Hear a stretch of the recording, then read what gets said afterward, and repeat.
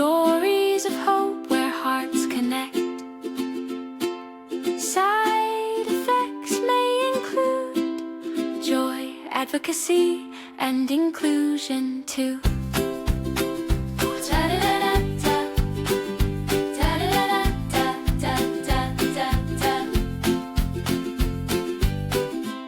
You're listening to The Inclusion Effect, sharing love, strength, and respect. Side effects may include joy, advocacy, and inclusion for me and you. Hello and welcome to The Inclusion Effect. I'm Anna, and I'm here to talk with guests and with all of you about disability advocacy, inclusion, and the ups and downs of navigating a world that frankly isn't always built for the disability community. Today's guest here with me is Nic. Nic, hi, welcome. Hello, everybody. You want to tell us a little bit about yourself? Yeah, I'm a father of a neurodivergent son, and I have a younger son that's also 3, to be determined as far as neurodivergency. I also am the owner and founder of High Five Friends, which is in streetwear, autism awareness, neurodiversity, inclusion brand, whatever words you want to describe it. But yeah, happy to be here and talk inclusion, advocacy, and really kind of anything. I'm an open book. Let's go. Yeah. So that his brand is actually how I met Nic on Instagram. They have tons of really what's the word, like on trend or whatever clothes for awareness and advocacy, but it's all like very like of the moment, you know. It's very cool. I don't know. My 10-year-old told me I was cringe the other day. I don't know what words kids are saying these days. I don't know. Yeah.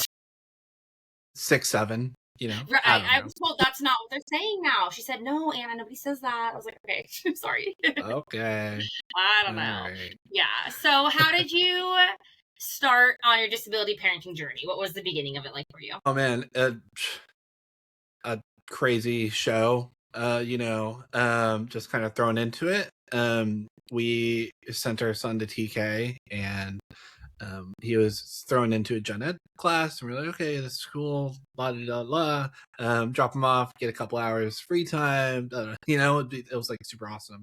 But yeah, then as his time in class kind of went on, the teachers started to notice, the district started to notice some things. So then they began just, throwing every single kind of test they can at the kid to make sure, and just started out with that educational IEP kind of evaluation, and then wait lists for actual diagnosis. But yeah, we were kind of just thrown into it. Didn't really have any inkling that autism or neurodivergency would kind of be a thing, just because one, me and my wife aren't diagnosed. Our parents aren't, and so generationally, it just was like not really on our radar as far as like, hey, this could be a possibility. But as tests kind of went on, and we were learning more about autism and learning about neurodivergency, things really started to connect for us and be like, oh, okay, yeah. He's definitely on the spectrum and definitely needs some needs.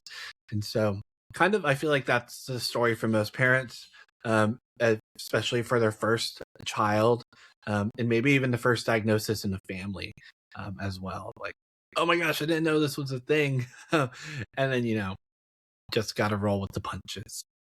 Yeah, and it being your first kid, you didn't have anything to compare to. You didn't have any baseline to say, oh, this maybe seems like something's a little bit different here, So it makes total sense that you sent him away to school, and that's when you guys kind of got an idea about it. And like the first 2 years of his life, we were in lockdown, right? It was COVID. Oh, yeah. So there was a lot of like, oh, well, maybe it's just because he's a COVID baby. He's a lockdown baby, not socialized enough. And so, kind of just threw whatever you could at the wall to try to make sense of a new situation. And not to say we weren't open-minded to it. We definitely want the best for our kids, of like whatever resources we can give them as far as help, whether it's educational or therapy or not. So we were definitely open to throwing everything in the kitchen sink at our child per se, and just giving him all the possible resources we could. So if the school was willing to help, and the IEP team and the districts were willing to help us, then we were game. We went for it. Yeah. Okay. So you didn't have a lot of negative feelings around it when you guys first started looking at the diagnosis, you'd say, or did you? I would definitely say shock. But definitely, I don't think I don't put that in the bucket of negative. Of Yeah. just it's just a shock. It's like, okay, wow, um, life's going to be different from here on out. Yeah. And so you just kind of gotta pivot a little bit in terms of your expectations for your child. Yeah. And I know that's especially true for me as a male, as a father in the space of, okay, my child might not like everything I like as a kid. My child might not be able to or want to enjoy all the things I want to do. Yeah. And so, especially because when my son was really little, and even kind of to this day, even just a simple thing of like a haircut, right? He would have a haircut that would look much like mine. Not right now. I definitely need a haircut now. But, um, but we go for, the comb over look, and you go about town and everyone's like, oh my gosh, it's a mini you. And your friends and family and everybody are in on that. It's a mini you. Um, and so then to come to the realization at the end of the road saying, okay, my child might look like me, physically, but there are some things inside the wiring is a little bit different. And just trying to be open to that for sure. Um, Yeah. from my perspective is was the biggest pivot. Absolutely. And you talked about being a dad in this space. I Mhm. will say this is something my husband and I have talked about quite a bit. It's really common, and I'm sure you know this in the disability community, to have marriages and divorce at a much Mhm. higher rate than it Definitely. is in Yeah. families that have typical children or Yes. healthy children, or however you want to look at it, Yeah. And that's a really sad but understandable fact for a lot of reasons.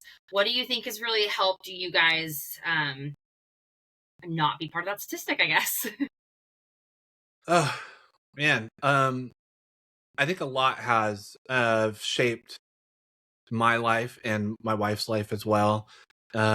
Even before we were married, when we were dating, and even before we even knew each other, there were a lot of circumstances that we have experienced that just kind of left us um, to be more open minded and willing to go about this journey together. And so, from my perspective, um, I am pretty open about my story, but one of the big driving factors, and I guess the big T, if little T, big T for trauma, the big trauma in which I'm very open about, just because a lot of men are not open about it. And so I want to be a person that is like, hey, here's my story. I'm definitely not perfect in any shape or form. I've definitely made a lot of mistakes in my life. But I'm a product of sexual abuse. I was sexually abused as a child. And so I understand what it's like to be silenced. I know what it's like to not know your place in the world, your sense of worth, your value. I've I can look back on my life and see all the various hats I've worn, asking in situations to just try to fit in. And so I think with that trauma that I carry, it has definitely one held me back a lot before I dove into therapy and diving into that work to heal that part of myself. But I can walk out of that with now these tools and this empathy to look around me. And I look at my son, and that's definitely a driving factor for even the brand High Five Friends is I know what it's like to feel all these things. So I'm going to create brand and an art and shirts, even if a couple of people buy them over time. I'm not looking to get rich quick for sure, but just like try to make my corner of the world where I live and where my son lives a little bit more inclusive, one shirt at a time, one step at a time, because I know what it feels like to ultimately feel like you don't have the right words. And I know a lot of neurodivergent people, children, adults alike, don't always have a hard time finding those words in more ways than others, whether it's GLP processing, maybe they use AAC devices, or just generally don't cognitively can't put together words to defend themselves. And so one way with shirts and advocacy and going online and being present online and sharing your story is just, for me, is like, I know I can put some art together. Some people are going to like it. And that can be, people can wear it as a way of like words for them, if they can't verbally say them. But hey, my shirt will make me feel better about myself. My shirt will speak for me. My shirt will start conversations even. And so that's where I am.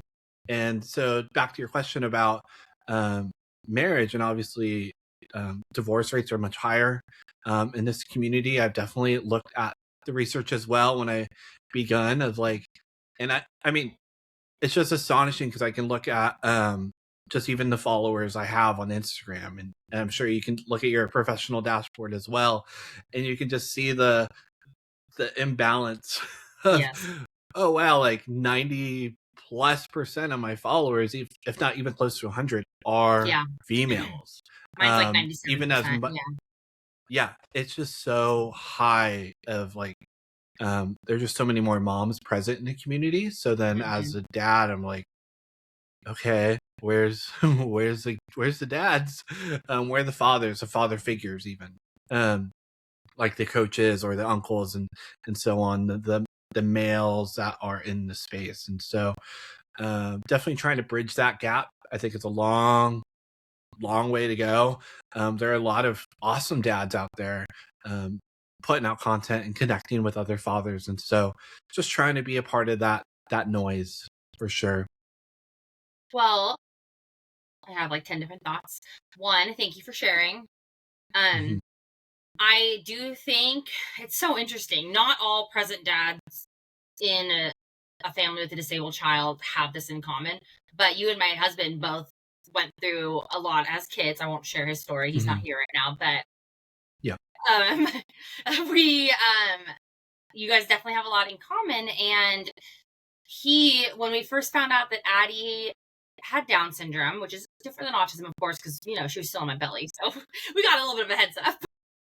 Yeah. Yeah. It was really like nothing to him. He was like, okay, like not nothing, of course, but like I was like, oh Right. my gosh, this is such a huge thing. And he's like, well, it'll be okay. He's like, Yeah. we can get through it, because that's what he Yeah. said us in life. We can get through it. It's okay. Yeah. He often, to this day, still, it drives me crazy. Sometimes he's so freaking optimistic, and I'll be stressed about something, or like, Yeah. it was just the anniversary of my daughter's cardiac arrest a couple days ago, and I was, crying and looking at pictures, and he was like, "But she's so healthy and happy now," and I'm like, "I Yeah. know, well, that's not the point."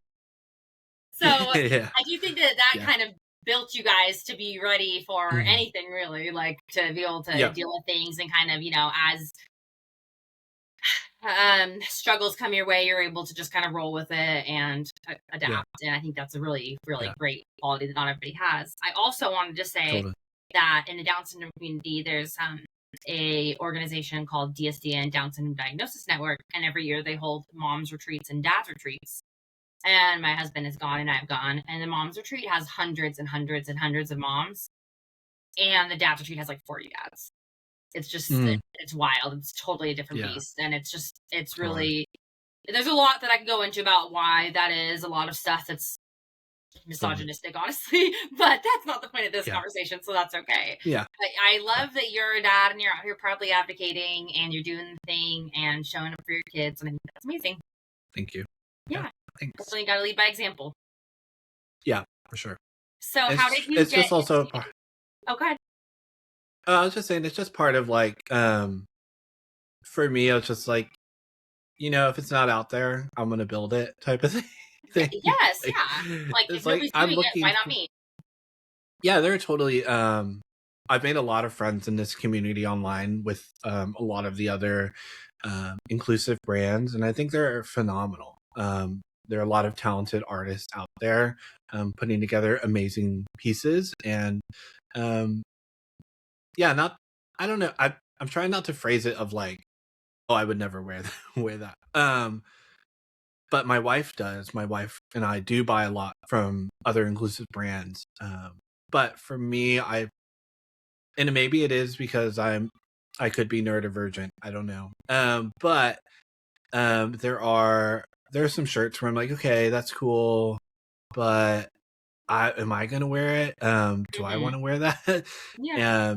Is it male driven? Does it kind of match my sense of style? Whatever style I may or may not have, I could be totally cringe too, right? But yeah, it is that. It's like, oh, I'm just gonna design something for me. That's kind of in my niche, and I grew up listening to a lot of hip hop. Um, I was a DJ in high school, and out of high school, I did a weddings and house parties and stuff.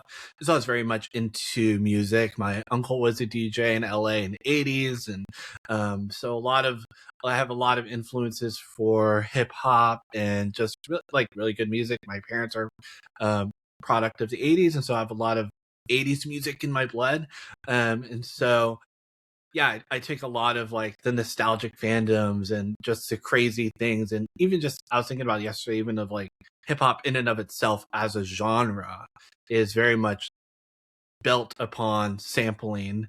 And so picking and choosing from whatever songs and obscure things and really relevant things. And so, yeah, I was just like, I'm going to create a brand that one is advocacy for my son, but it's also something that I want to wear as a Yeah. dad, and so that's yeah, I definitely try to aim towards dads, and there are definitely a lot of moms that buy, which I'm totally game for. It's for everybody really, and I'm just glad people are willing to hop on the wagon. Yeah. What got you into making t-shirts? Were you doing that before your son's diagnosis? Did it come about after? Ugh. Yeah, so part about me is and you can ask my wife totally, even in the 10 years that we've known each other, now, I've started and stopped so many projects. I've definitely started t-shirt businesses before, what graphic artists wouldn't. But yeah, I've been a designer, since I was in junior high. I started designing for the youth group at the church I was going to. Got started there into high school, got a little bit more serious with taking classes at school.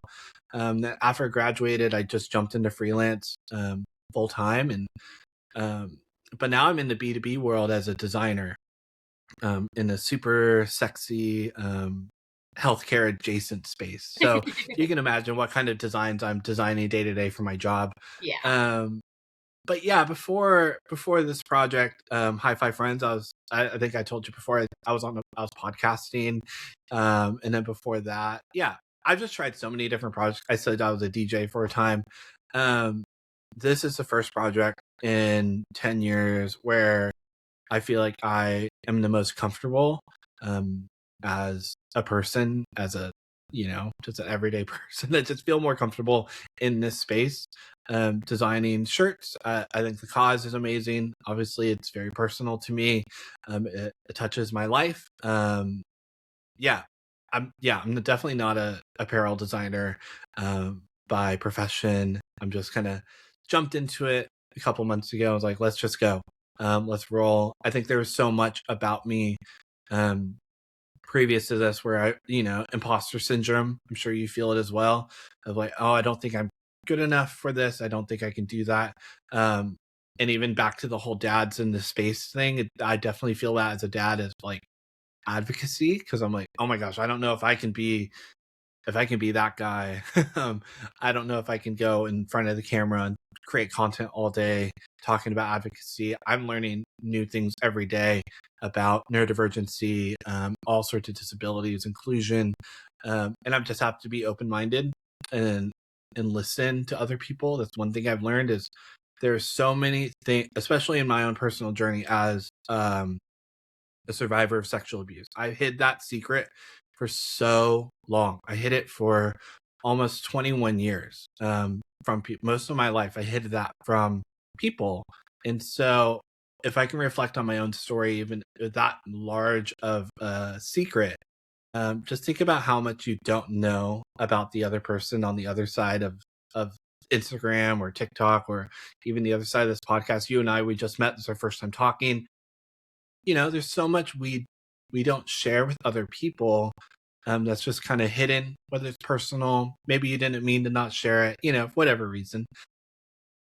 And so you just got to be open to other people's ideas and opinions about things, because you don't know where they have walked. You don't know where they have come from. You don't know their experiences, what is influencing their core beliefs, their values, and whatnot. And so that is my philosophy in terms of inclusion and advocacy and acceptance, and just being aware of other people.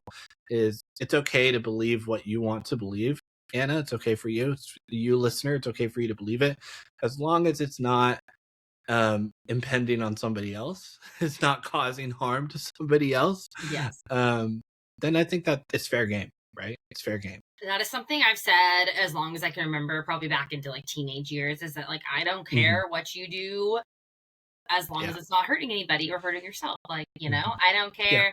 That affects my politics, that affects my parenting, that affects everything in my life. Like, if you want to do XYZ, if it doesn't affect me, if it doesn't affect my kids, if it doesn't affect anyone's safety, go for it, Yeah.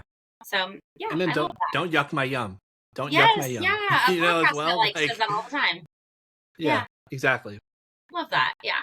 Okay, awesome. And so, going back to disability parenting and advocacy, how was the transition from, okay, I'm sending my, I don't know how old he was, 4-year-old to preschool, to, okay, well, now I have a disabled child that I'm sending to elementary school? What was that transition like?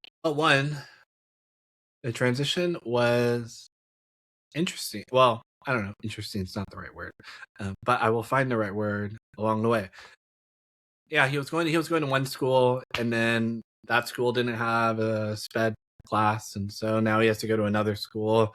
So that in and of itself, what has been challenging. All right, we've been driving up the hill to go to this one school for a couple months, and you're super excited because it's your first year in school. And now we have to drive across town to the other school.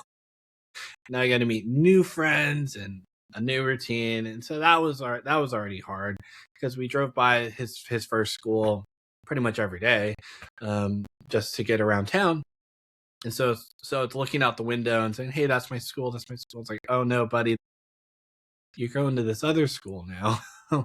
And so just logistically, that was already tough. But personally, on the level of like a parent, yeah, I think because it was so early for us, of like, okay, he was only in gen ed for a semester, so half a year, and then the second half, then we're moving him over. It wasn't that tough of a transition. I was like, okay, we're just gonna make this one pivot, and then I'm just like super optimistic of like, it's gonna be better now. And then but there's a sense of worry, because it's because at that point we didn't have a medical diagnosis yet. We only had the educational one, so there was still a lot of like questioning of, okay, well, how deep does this go? How great are the needs? How great of support is he going to need? Will the school be able to provide all those resources? Does he need more resources outside of school? How are we going to pay for that? Double checking our insurance, waiting for open enrollment to get a better plan or whatever, and that's just kind of what ran through my mind of, how much is this going to cost? And the disability I think that is that's definitely a huge, I think, a burden a lot of parents have, but maybe we don't necessarily talk about it, of, okay, this costs money. And especially because we live in California and it's already pretty expensive. Worth it though, but expensive. Yeah, you live in a very expensive city. I live in an expensive city, but yours is very expensive. Yeah. And so Yeah, so it just comes with all those questions, and it's just waiting. It's just waiting till the next. It's waiting till the next meeting. It's waiting for till the next doctor appointment. It's waiting on the wait list for the wait list. And so, yeah, you just have to roll with it. And I think that, as simple as that sounds, it's the hardest thing you can do.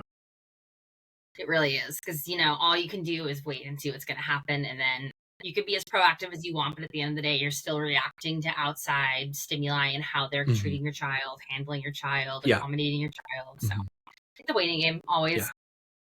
And Yeah. that's a great point you brought up. It does cost more to raise a disabled child. It's the disability tax. It's really hard. A lot of families, I try to talk about this a lot on my TikTok. I haven't really posted about it on Instagram as much, but I had to become a stay-at-home mom when Addie was born. We went from 2 incomes to 1 income. We had just bought a house like 2 weeks before she was born, and then all of a sudden our Mhm. income was like cut in half, and it was really hard. Yeah. It's logistically, it's very hard for families, and even families that are very well off or that live in lower cost of living areas struggle because there's just so much that goes into it that people don't think about. It's crazy. So you guys have also a 3-year-old. What went into your process when you decided you're going to have another child? What were your concerns? What were your hopes? What were your worries about both your older child and then also your younger child learning to, live this life? Yeah. So yeah, our oldest diagnosed around 5. Yeah, I think we were expecting actually. Around that time we got a diagnosis and we found out.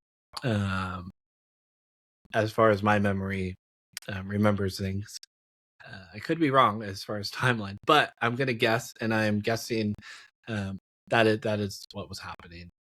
And so I don't. We knew we wanted another kid, and at the time when we were trying a diagnosis and all that just wasn't in the picture, but it has influenced our decision as far as a third child, of uh, I think I'm a second born child, and my older brother was very consumed a lot of the airspace, just for whichever reasons. I won't go into that, but yeah, he shared up a lot of the space, and so I know what it was like as the second child to be overlooked, to be overshadowed, and just kind of like left to your own devices of, and so, and my wife is an only child, Big so difference. it's a big difference. So my experience going into this was like, okay, well, our oldest is going to need a lot more time now with his diagnosis. Where we at this again, we were expecting, our youngest wasn't born yet, and so yeah, it's just now trying to be more intentional with their youngest, as far as time goes. So like yesterday, we went to we just went out to the park, and we do a lot of intentional days with luck. I'm fortunate enough to work from home, so I can take longer lunch breaks, whatever.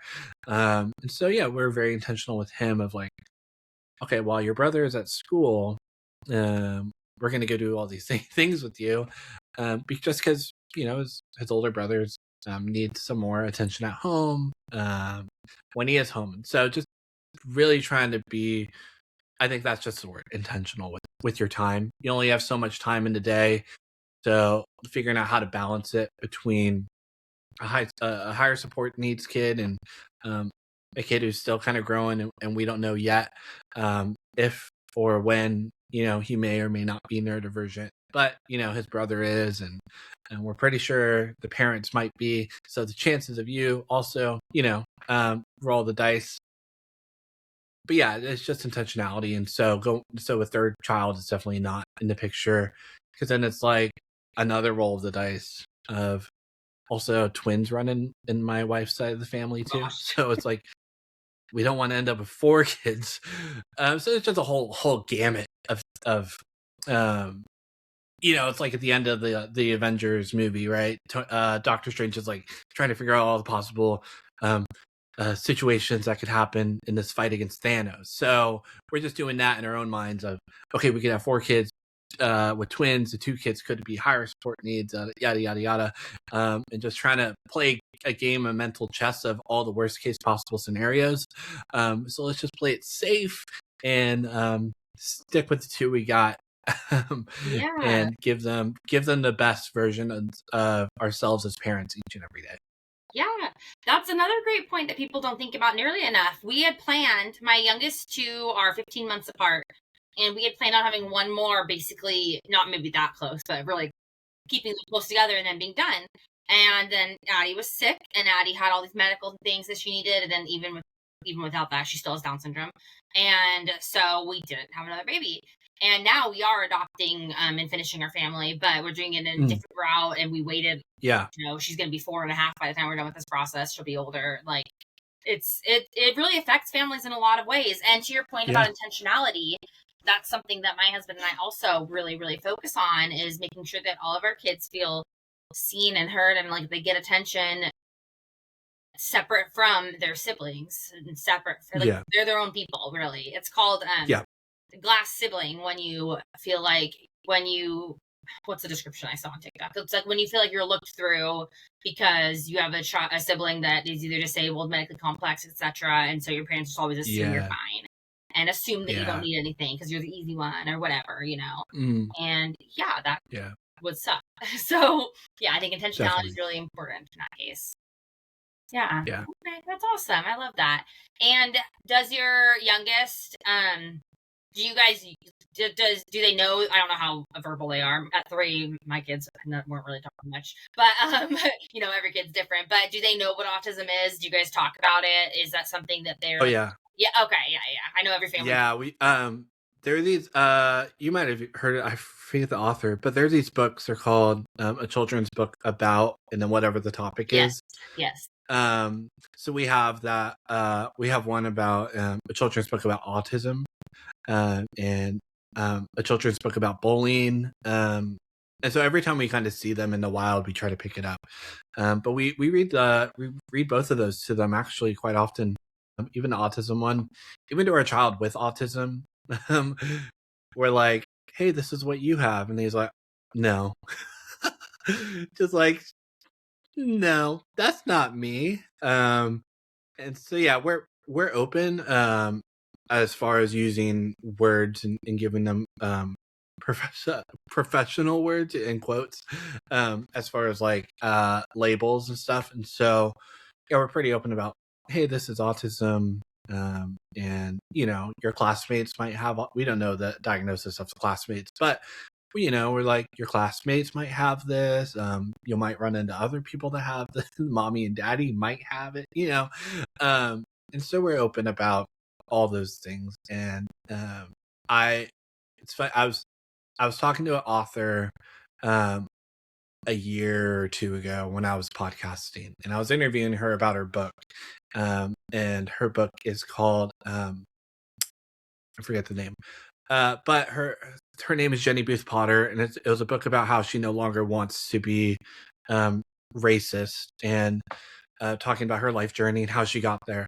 But I was interviewing her talking about it, and when we were talking about kids, specifically about race and racism, and she's like, "Yeah, you just got to start.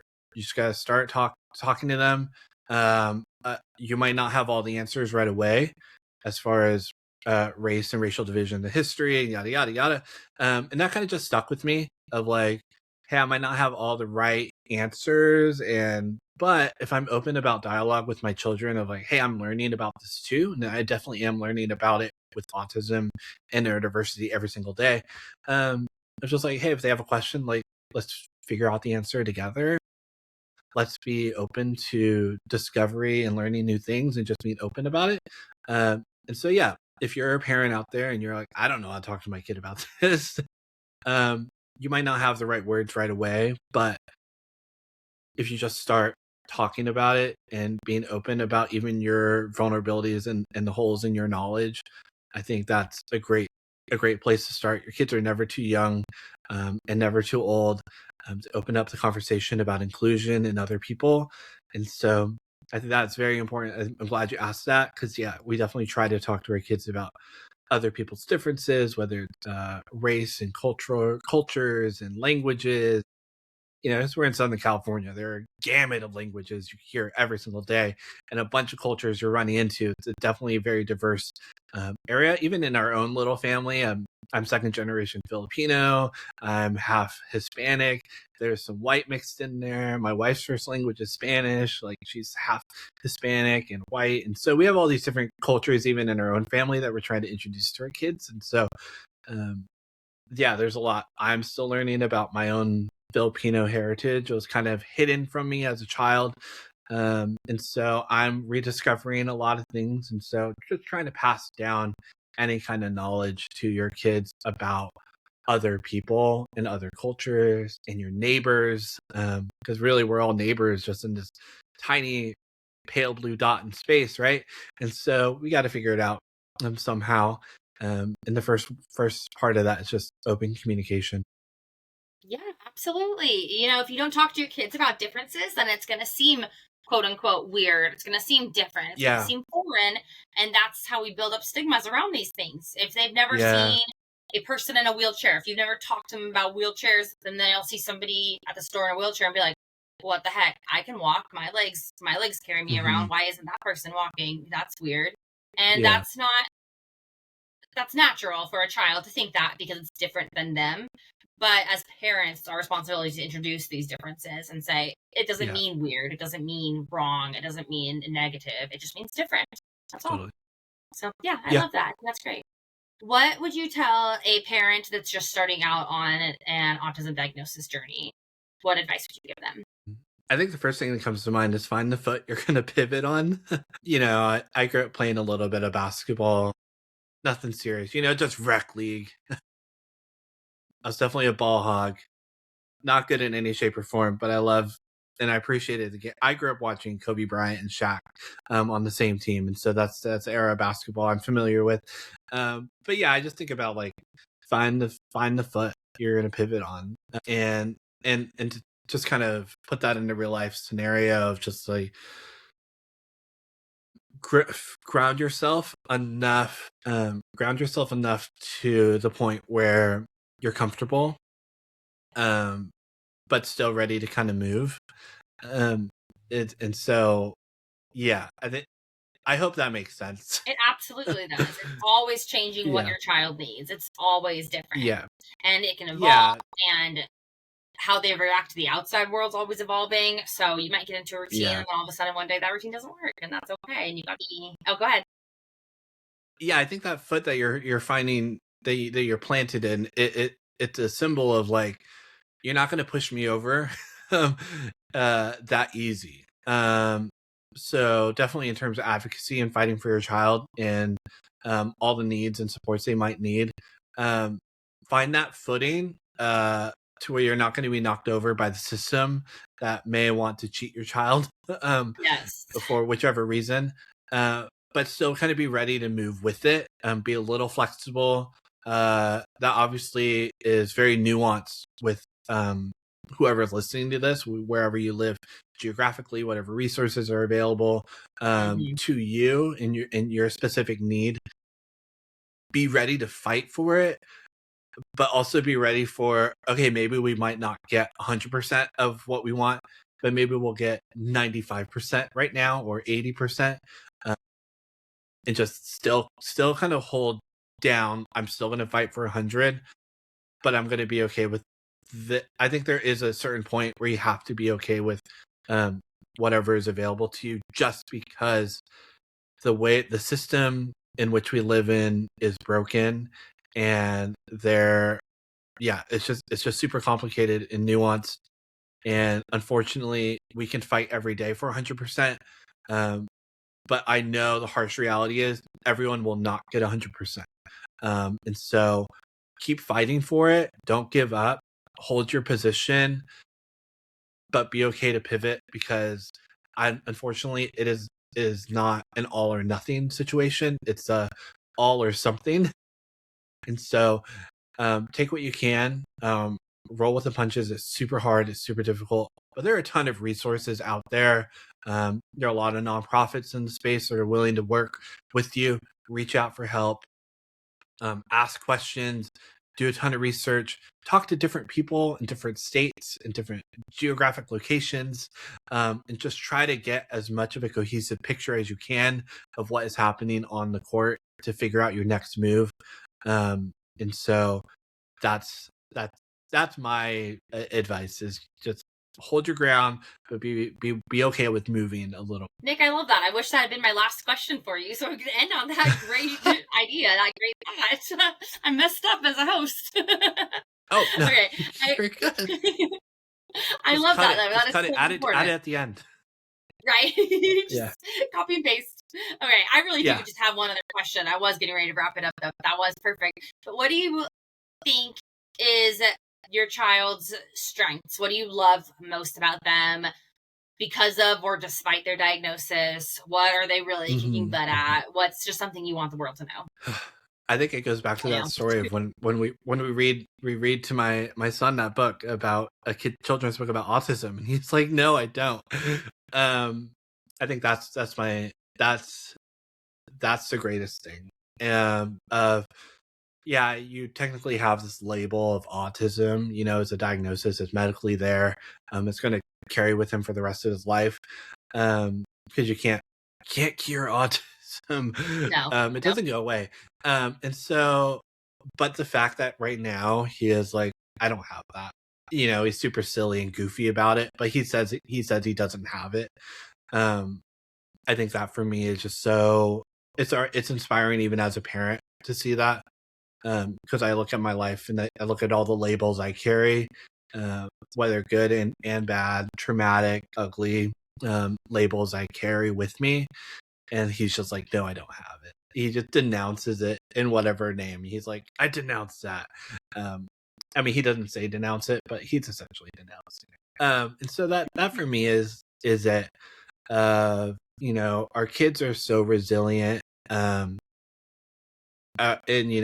they don't want to carry labels, and so I don't know why we give it to them because it's helpful. It's helpful for us to categorize, but I think day to day when you're on the street or you're at the park and you're at the playground, you're at Disneyland or wherever, those labels are useless.